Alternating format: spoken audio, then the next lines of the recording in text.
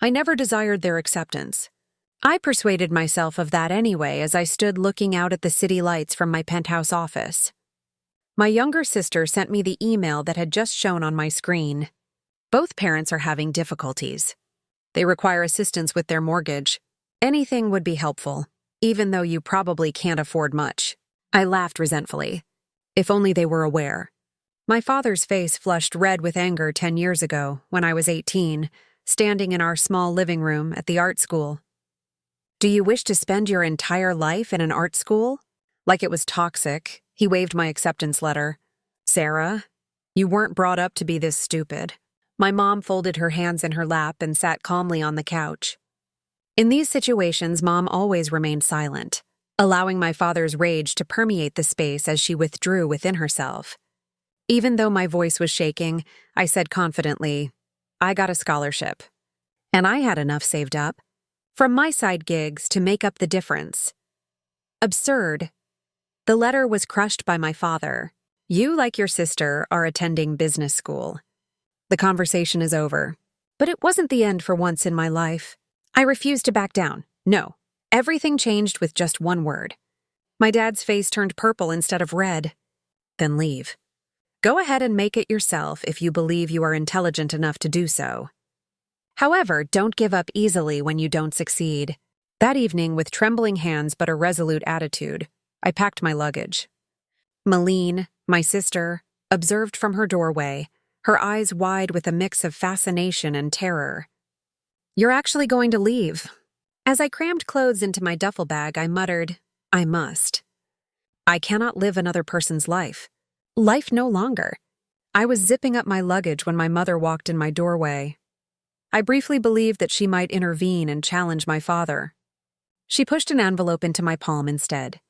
When the time was appropriate, your grandmother wanted you to receive this. That's probably now. There was a letter and a small safety deposit box key inside. I waited until I was sitting in my budget motel room to open the letter, trying not to cry at night. It started with my darling granddaughter. You've ultimately made your own decision if you're reading this. I've always known you would.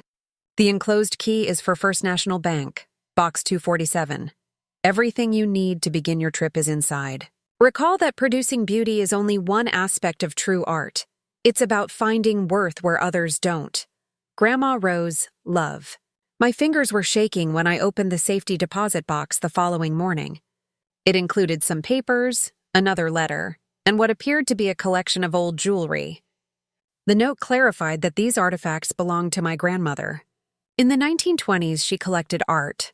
They're not costume jewelry, unlike what most people believe. Discover Marcus Chen and their actual value at Golden Age Antiques. When Marcus completed his assessment, I nearly dropped the box. In reality, the costume jewelry was a collection of nearly $400,000 worth of unique Art Deco pieces. But Marcus's proposition was worth more than the cash. You seem to recognize the real worth of art. What is your preferred method of learning the business? That was the start. Marcus served as my tutor, imparting all of his knowledge on the art and vintage world. I gained knowledge about identifying authentic artifacts, negotiating and cultivating relationships with collectors. My family believed that I was either living on the streets or working as a waiter, but in reality, I was establishing a network that would serve as the cornerstone of my business. I opened my first gallery in less than 2 years. I had 3 places by year 5 and was known for spotting hidden treasures in the art world. 10 years later, I am the owner of the nation's largest network of private art dealerships. Having more than $14 million in personal wealth, my relatives were unaware. They didn't bother to look. They only saw professionally edited pictures of me on social media, which displayed a modest apartment and a modest way of living. In case you need actual work, my sister would sometimes send patronizing messages about job possibilities at her company. Since maintaining the illusion was simpler than handling their unexpected curiosity, I did so. In my existence. However, as I looked at my sister's email regarding our parents' mortgage, I realized that illusions were no longer an option. I grabbed my phone and dialed my sister's number. Bring Mom, Malene, and Dad to tomorrow's office. It's probably time for us to speak. Your workplace? She sounded perplexed. Do you mean your workplace coffee shop? No, I replied, surveying my penthouse home in Morgan Tower, my real workplace. I'll text the address to you. Tower Morgan. She chuckled. Sarah, you cannot simply enter Morgan Tower and act as though you work there. You won't even be allowed to enter the lobby by security. Thinking of the building I bought last year made me grin. Have faith. They will, for me. Simply arrive at 9 a.m. Tell your parents to bring your mortgage documents. Malene, everyone. The following morning, I observed my windows of the workplace when they arrived in my father's old automobile. As the security officer led them to the private elevator, which only went to the penthouse floor, I could sense their bewilderment even from 30 stories above the ground. My intercom was buzzed by an assistant. Miss Harrison, your family is present. I turned to the door and said, "Bout, send them in." The expressions on their faces when they walked into my office were worth every moment of the previous decade. In the middle of the ride, my father halted, his jaw agape. My mom took hold of the doorframe for balance. As though anticipating a change in the scenario, Madeline simply continued to blink. The words could never adequately describe my success. The office itself did. The walls were decorated with original paintings valued at millions.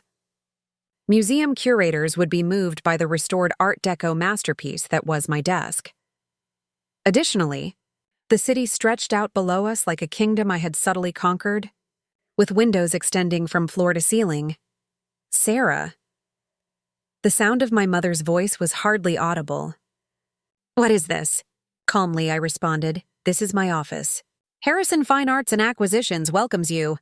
My dad's face was going through the recognizable red to purple phase. Not possible. Somehow you work as a barista. You share your struggles and apartment on social media. I approached a painting on the wall that I had found for $500 at a modest estate auction, and that was now valued at $2. $3 million. In fact, I am the CEO and owner of the greatest network of private art dealers in the nation. Despite the meticulously written fiction and social media pieces, Malene was still having trouble forming whole phrases. This is mine, the Morgan Tower. For her, I completed it. Technically, it belongs to my business. But my father lost it at that point because I am the business's owner. You have no right to keep this from us. Your family is us. What have you been covertly doing all this time? With a strong voice, I interrupted him. Secretly being successful. Developing something wonderful in secret, covertly demonstrating your incorrectness in every way. I went to my desk and took a seat, allowing the full impact of my role to settle in. Now let's talk about that mortgage issue. There was a deafening silence in my office. As my father took in what he was witnessing, his face had turned from purple to a frightening crimson. As though attempting to persuade herself it was genuine, my mother kept tracing the edge of my desk with her fingers. Malene simply stood there with her mouth open a little. Open, gazing at my wall's original Moni. I rotated the screen in their direction, opened my laptop, and dragged up my banking dashboard. Now that we are being truthful, here is my balance as of right now. $40,236,542 in total. In fact, my mom let out a gasp. My dad's hand began to shake. Malene dropped the high-end handbag she always boasted about at family get-togethers. This is the reason you're here, I said, taking out another folder. You require assistance with your mortgage. If I'm not mistaken, 3 months behind. Foreclosure is being threatened by the bank. How did you get started, Malene? Shares of that bank are mine. Flatly, I said. I am fully aware of our family's financial situation. I am aware of your submerged real estate endeavors, mom's credit card debt, and dad's failing investments. Malene. At last, my father was able to speak up. You did nothing despite knowing we were having trouble.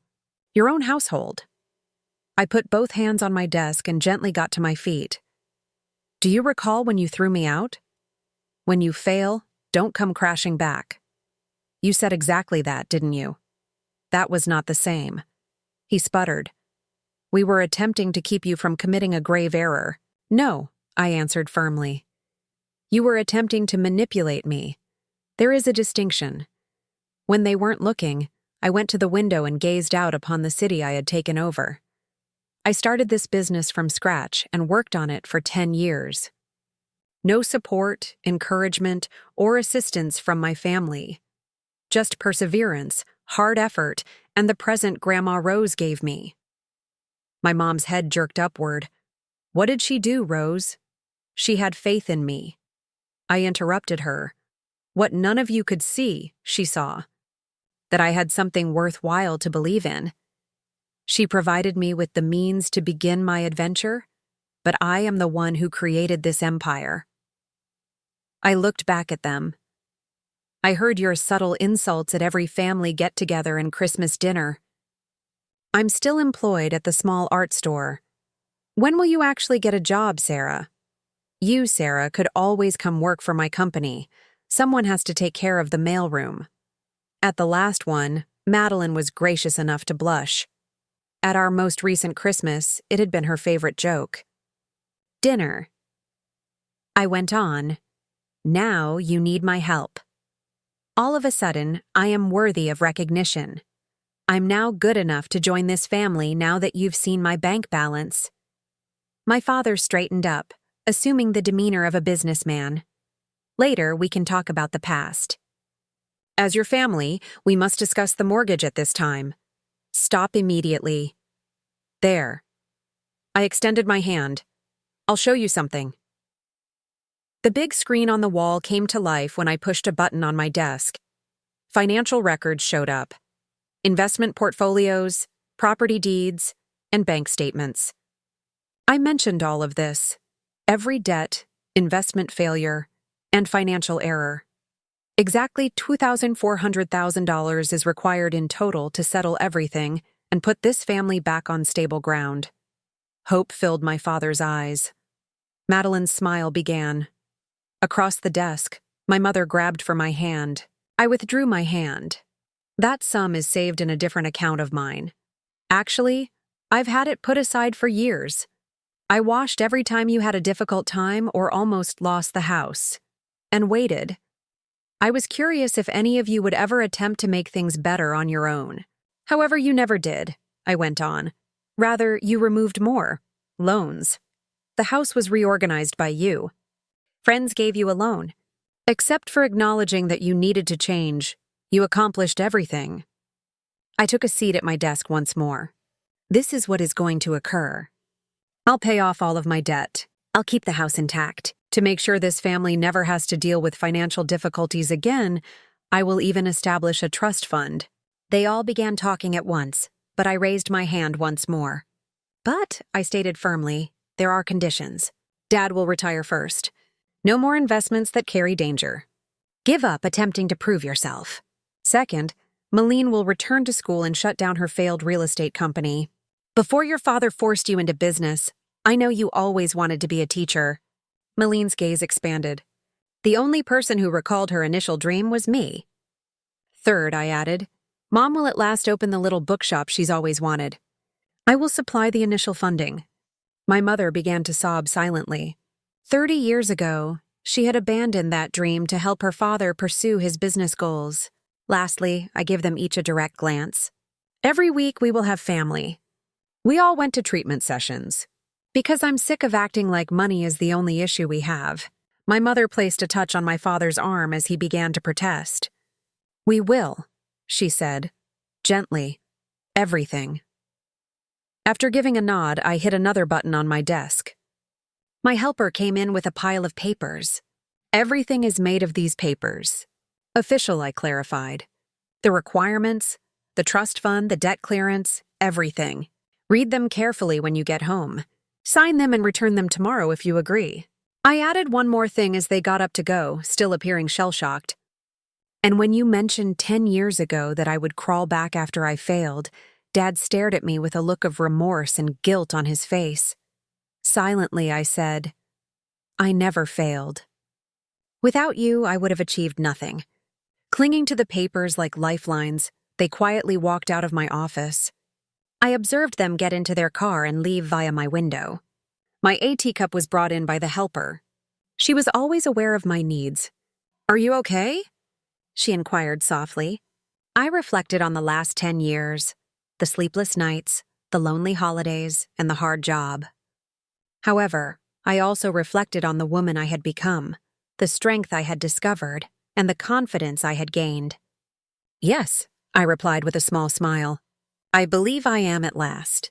They brought the signed documents back the following day.